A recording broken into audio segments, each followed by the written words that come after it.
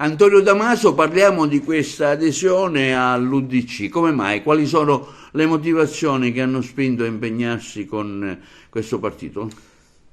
Prima di tutto mi spinge il fatto che sono sempre stato un uomo che è moderato, perciò sono molto più vicino al centrodestra.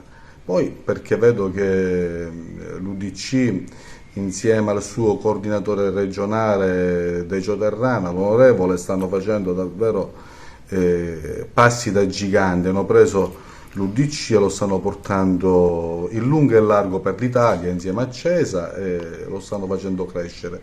Mi piace il progetto, ho aderito anche perché c'è questa voglia di crescita, vogliamo creare i buoni presupposti anche per il nostro territorio e vogliamo far crescere anche l'unione di centro e quella che è l'idea dell'UDC sul territorio agrigentino anche per le prossime amministrative che si terranno qui sul nostro comune.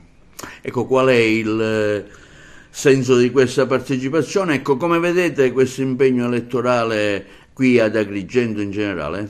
Sicuramente vogliamo dare un grosso contributo a quelle che sono le problematiche che si vivono sul nostro territorio, anche perché non siamo abituati a puntare il dito contro di nessuno. Vogliamo esportare il nostro modo operante, vogliamo esportare alla comunità quello che vogliamo fare all'interno del nostro territorio, proponendoci ed essendo propositivi, anche perché lavorare ci permette anche di avvicinarci a quelle persone che non vogliono più recarsi alle urne a votare. Quindi ci sarà un impegno verso il candidato di centrodestra. A proposito, se avete qualche notizia?